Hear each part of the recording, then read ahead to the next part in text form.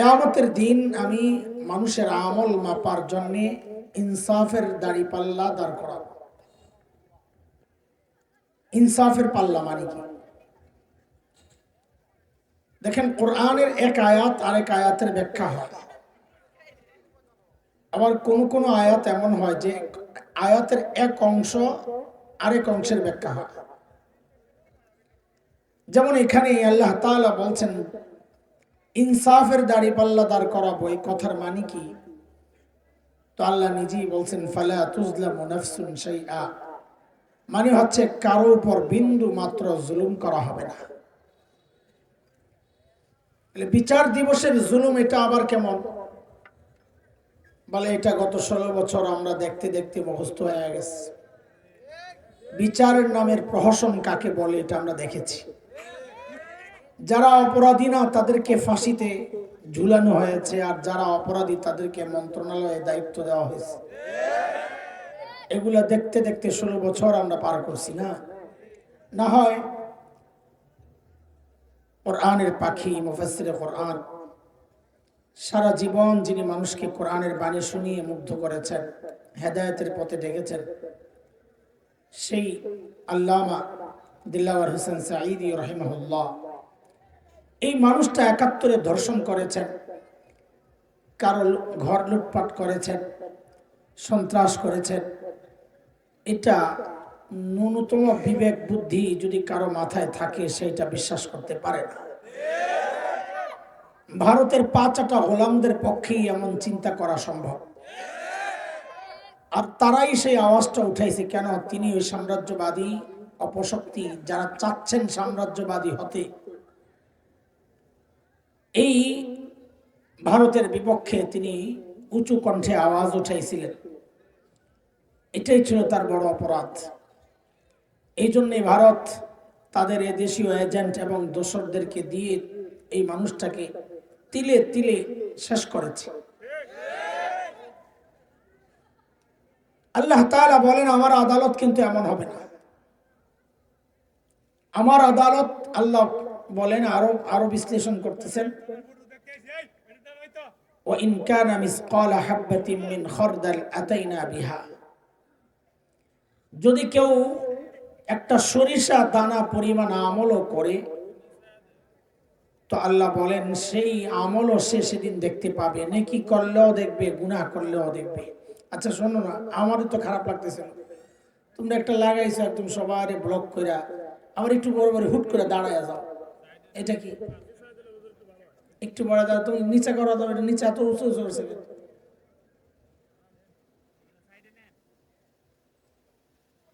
একদম নিচু করে দাও। হ্যাঁ, এমন তো না যে নিচে করলে দেখা যায় না। উপরে ওঠায় লাভ কি তোমার? আমার মাথার উপরে দিয়ে দেখাইলে কি তোমার ফায়দা আছে নিমিয়া? আর উঠাউঠি করবা না, উঠতে কিন্তু সরাই দেব। তোমাদের জন্য তো মাহফিল না, মাহফিল যারা শ্রোতা তাদের জন্য। আমি কি বেঠিক করার জন্য বইছি? সব জায়গায় খালি ঠিক, এটা মুখস্থ করছে ঠিক, সব জায়গায় খালি ঠিক। এটাও ঠিক, ঠিক কইছিস, ওই যে ওইটাও ঠিক। হাসরের মাঠে মানুষের আমল মাপা হিসেবে মানুষের শ্রেণী হবে 4টা। কয়টা বলে? আমার সাথে একটু পড়া মুখস্থ করতে হবে, পারবেন না ইনশাআল্লাহ? ছোট্ট একটা পড়া। মানুষের শ্রেণী হবে কয়টা? এই 4 শ্রেণী আপনিও বের করতে পারবেন আমি যে একটা সূত্র শিখাইয়া দিলে। সেটা হচ্ছে আল্লাহ তাআলা আমল মাপার জন্য দাড়ি পাল্লা দাঁড় করাবেন। আচ্ছা, দাড়ি পাল্লায় পাল্লা থাকে কয়টা? হ্যাঁ,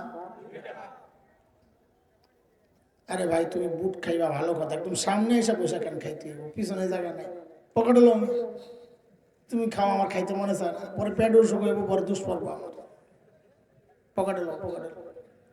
এমন ভাবলে বসে দেখো না যে আমি দেখি নাই মনে করছি। পকেটে লয়ে এলাম, আমি আরেক দিকে তাকাই আসছি। অনেক চালাক, কালকে 3টারে উঠাইছে, একদম সামনে বসে খা, খাবি খাবি একটু আড়ালে যায় খা, জাগাও ছাড়বো না, আবার বুটের পুটলাও ছাড়বো না। কি মজা, পয়সা পয়সা আমার দেহে আর বুট খায় আর কথা কয়, আর আমার বুঝি রুচি নাই। হুজুর মানুষ আমাকে খাইতে মনে করে না বুট টুট। আল্লাহ, বলেন শ্রেণী কয়টা? দাড়ি পাল্লার পাল্লা থাকে কয়টা? আপনাদের এই অঞ্চলে ফসল কোনটা ভালো হয়? ধান, সব খালি ধান। আচ্ছা, এক পাল্লায় ধান রাখছেন, মাপতে হলে পাশের পাল্লায় কি কিছু রাখতে হবে, না রাখা ছাড়াই মাপা যাবে? কি রাখতে হবে? পাথর, বাটকারানি কয়, বলে দিকে পাথরই বলে। আচ্ছা, এবার আমাকে এক পাল্লায় ধান রাখছেন, আরেক পাল্লায় কিছুই নাই, পাথর দেন নাই, মাপা যাবে? কেন যাবে না? আচ্ছা, আমি একটা বলি, ওইটাই বললেন বারবার, আপনারা বুঝছেন কিন্তু বলতে পারতেছেন না। বলেন, পাল্লা একটা খালি, বলেন। আমি আবার জিজ্ঞেস করি তো আবার ঠিক মতন জবাব দিয়ে। এক পাল্লায় ধান রাখছেন, আরেক পাল্লায় নাই কিচ্ছু, মাপা যাবে? কেন যাবে না? খালি বললে হবে না তো, পাল্লায় তো আছে একটাই না, খালি ওই একটা বলা লাগবে, না কথা বুঝাইতে পারুন না। বলেন, মাপা যাবে? কেন? এক পাল্লা খালি বা পাল্লা একটা খালি, যেটাই বলে। ঠিক উল্টাও যদি হয়, এক পাল্লায় পাথর তো দিছেন, আরেক পাল্লায় ধান দেন নাই, মাপা যাবে? কেন? পাল্লা একটা খালি। এ কথা বুঝছেন? এরা বুঝছেন তো? এটা বুঝলে হাসরের মাঠের 4 শ্রেণী আপনিও বের করতে পারেন। হাসরের মাঠে এমন এক শ্রেণী পাওয়া যাবে যাদের নেকির পাল্লায় নেকি তো আছে, কিন্তু গুনার পাল্লায় কোনো গুনাহ নেই। বলেন তো এবার আপনারা, তার আমল মাপা যাবেনি কেন? আবার কয় পাল্লা খালি। এক না বললে তো সব জায়গা উলাইয়া। আমি আবারও জিজ্ঞেস করি, নেকির পাল্লায় নেকি আছে, গুনার পাল্লায় একটা গুনাও নাই, তার আমল মাপা যাবে কেন? পাল্লা একটা খালি। এই শ্রেণী যারা, যাদের নেকির পাল্লায় নেকি তো আছে, গুনার পাল্লায় গুনাহ নাই, তাদের ব্যাপারে আল্লাহর ফয়সালা, তারা বিনা হিসাবে জান্নাতি। কেন? মাপা যাবে না তো। আমল মাপার পরেও না ফয়সালা হবে, ফাআম্মা মান সাকুলাত মাওয়াজিনু ফাহুয়া ফি আইশাতির রাদিয়া। যার নেকির পাল্লা ভারী সে জান্নাতি, যার নেকির পাল্লা হালকা সে জাহান্নামী। এটা তো মাপলে না প্রকাশ পাবে। তো মাপার জন্য তো 2 পাল্লায় থাকতে হবে, এখানে এক পাল্লায় আছে আর এক পাল্লায় নেই, মাপাও যাবে না, হিসাবও লাগবে না, বিনা হিসাবে। এটা তো আপনিও বুঝছেন, আমিও বুঝছি, কিন্তু তারা কারা? যাদের নেকির পাল্লায় নেকি তো আছে, গুনার পাল্লায় গুনাহ নাই, তারা কারা? আহলুস সুন্নাহ ওয়াল জামাতের আকীদা, যে মাদ্রাসাওয়ালারা আপনাদেরকে দাওয়াত করেছেন, তাদের আকীদা, উলামায়ে দেওবন্দের আকীদা, সমস্ত নবী মাসুম, নিষ্পাপ। কোন নবী জিন্দেগিতে কোনো গুনাহ করেন নাই। কেন করেন নাই? সূক্ষ্ম কথা কিছু, এগুলো একটু শুনেন, তারপরে মূল পয়েন্টে যাব ইনশাআল্লাহ। কোন নবী কোনো গুনাহ করেন নাই। কেন করেন? এর বহু কারণের মধ্যে অন্যতম যে কারণ, সেটা হচ্ছে সমস্ত নবীকে আল্লাহ নিজেই গুনাহ থেকে বাঁচাইয়া দিয়েছেন। কেন বাঁচাইছেন আবার প্রশ্ন আসবে, সেই প্রশ্নের উত্তর আমরা পরে আসবো ইনশাআল্লাহ। আগে এটা দেখি, নবীদেরকে যে আল্লাহ নিজে গুনাহ থেকে বাঁচাইয়া দিয়েছেন, একটা উদাহরণ দেখি। হযরত ইউসুফ আলাইহিস সালাতু ওয়াস সালামের নাম শুনছেন তো না? আমার মতন কালা বেড়া ছিল, কি কেমন সুন্দর। এই বাতাস কইছি নি আমি, বয়ান শুনেন না ভালো করে। কেমন সুন্দর, আরে অনেক কত। একজনকে নুরানি চেহারা আছিল, মাশাআল্লাহ। মানব ইতিহাসে এর চেয়ে সুন্দর করে আল্লাহ কাউকে বানান নাই, বানাবেনও না, শুধু আমার নবী ছাড়া। আমাদের নবীর হিসাব আলাদা, আমাদের নবীর সব সুন্দর। হযরত ইউসুফ দেখতে ফর্সা, আর আমাদের নবীর সব সুন্দর, মানে চোখের দিকে তাকাইলে মনে হতো এর চেয়ে সুন্দর চোখ আর হইতে পারে না। ঠোঁটের দিকে তাকালে মনে হতো এর চেয়ে সুন্দর ঠোঁট আর হইতে পারে না। যেদিকে তাকাইতো ওই দিকেই মনে হইতো যে এর চেয়ে সুন্দর এটা আর হইতে পারে না। এটা ছিল আমার নবীর বৈশিষ্ট্য। তা হযরত ইউসুফ আলাইহিস সালাম যেহেতু এত সুন্দর, বেডিরা দেখলে তো পাগল হয়ে যাওয়ার কথা, এটাই তো স্বাভাবিক। তো পাগল তো হইছে এক বেটি, সে হইল গভর্নরের বউ, যে গভর্নরের ঘরে হযরত ইউসুফের আশ্রয়, মিশরের গভর্নর। বউয়ের নাম কি? জুলাইখা। জানেন তো আপনারা এগুলা, না? জানেন, আমিও জানি, আপনারা জানেন। ইউসুফ জুলাইখার এখন অনুষ্ঠান দেখে টেলিভিশনে, তো মানুষ জানবে না, এই জন্য কইতেছি কথাটা। জুলাইখা বারবার হযরত ইউসুফকে কুপ্রস্তাব করেছে, হযরত ইউসুফ পাত্তা দেন নাই। একদিন জুলাইখা বান্দিরে দিয়া হযরত ইউসুফ আলাইহিস সালামকে একদম খবর দিয়া ভিতরে ঢুকাইছে। কত ভিতরে? 7 দরজা ক্রস করে। তাহলে ভিতরটা কত নরমাল, একদম অন্দরমহল যাকে কয়।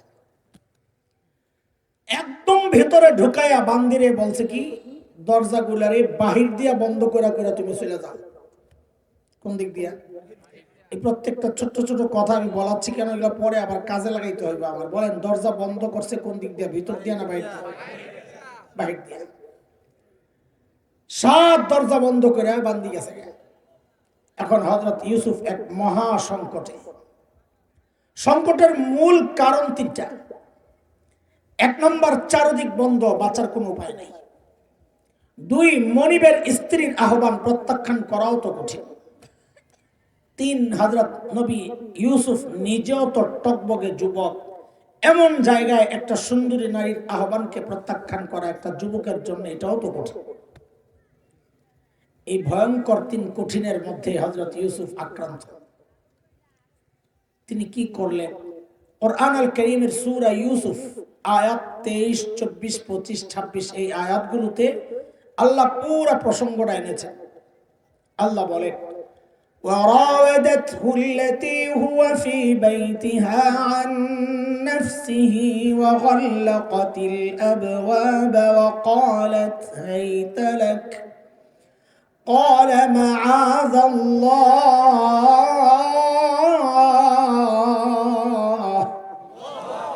إنه ربي أحسن مثواي إنه لا يفلح الظالمون।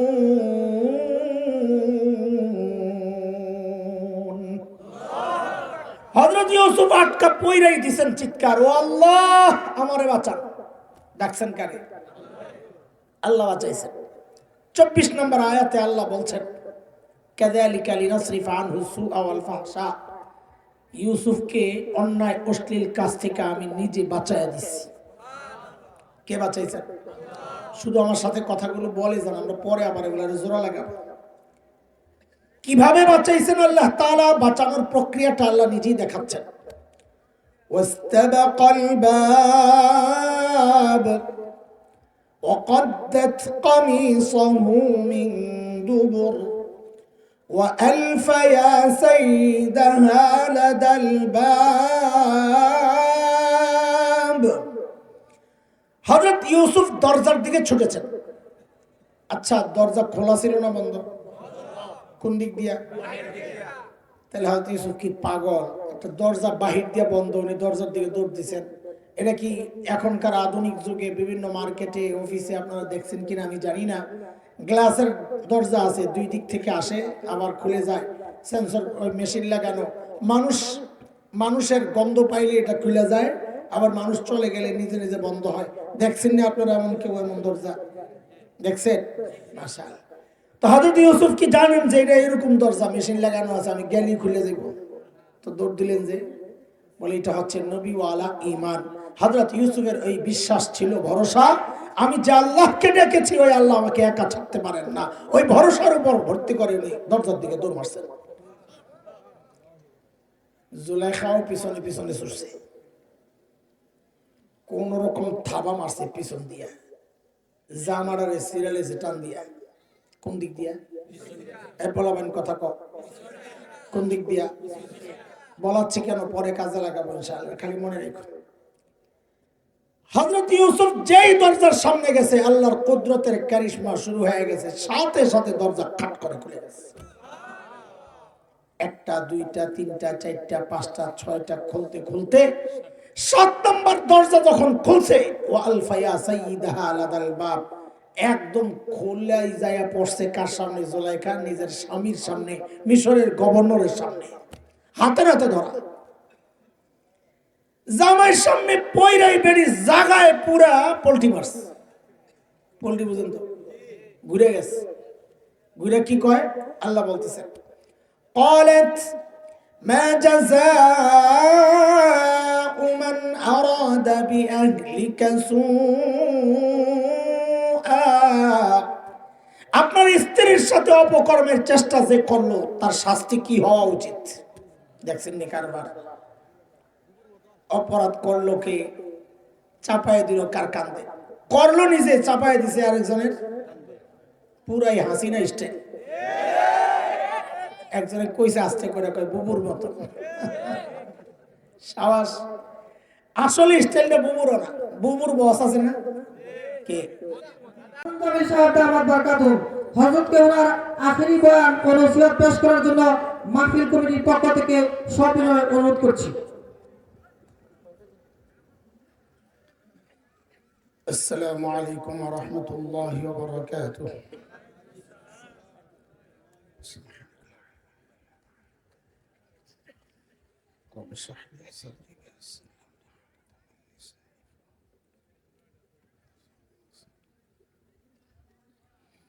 الحمد لله،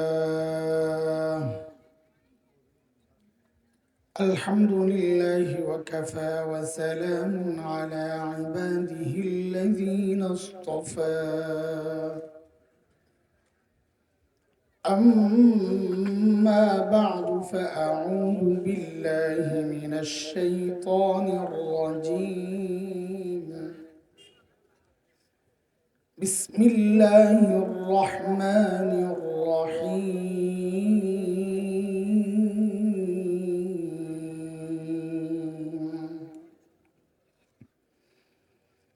ونضع الموازين القسط ليوم القيامة فلا تظلم نفس شيئا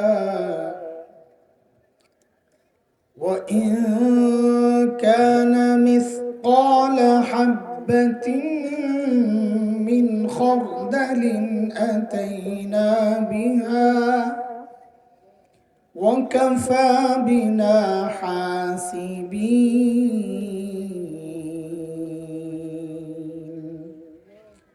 آمنت بالله صدق الله العلي العظيم.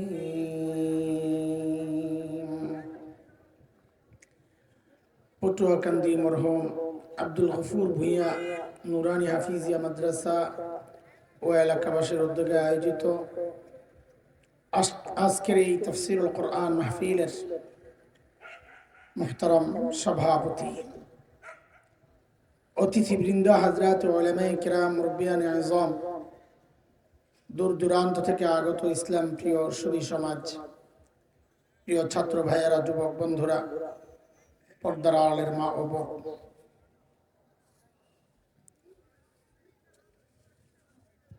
আল্লাহ সুবহানাহু ওয়া তাআলার অশেষ মেহেরবানি, করুণা, দয়া, যে মহান মালিক লাখো কোটি মানুষ থেকে বাছাই করে দ্বীনি এই মাহফিলে আমাকে আপনাকে আসার বসার, কিছু কথা বলা ও শোনার তৌফিক দান করেছেন, সেজন্য মহান রবের শুকরিয়া আদায় করি। জবান খুলে, প্রাণ খুলে কালিমাতুশ শুকর উচ্চারণ করি, আলহামদুলিল্লাহ। কুরআন আল কারীমের সূরাতুল আম্বিয়া 17 নম্বর পারা, এই সূরার 47 নম্বর আয়াতটা আমি তিলাওয়াত করেছি। এই আয়াতকে সামনে রেখে নিজের হিদায়াতের উদ্দেশ্যে কিছু কথা আপনাদের সামনে পেশ করতে চাই। চেষ্টা করব কথাগুলো এমন ভাবে বলার জন্য যেন আমার মতো কেউ থাকলে তার উপকারে আসে। মূল টার্গেট আমি নিজেই। আল্লাহ সুবহানাহু ওয়া তাআলা বলেন, ওয়া নাদাউল মাওয়াজিনাল কিসতা লিয়াউমিল কিয়ামাহ,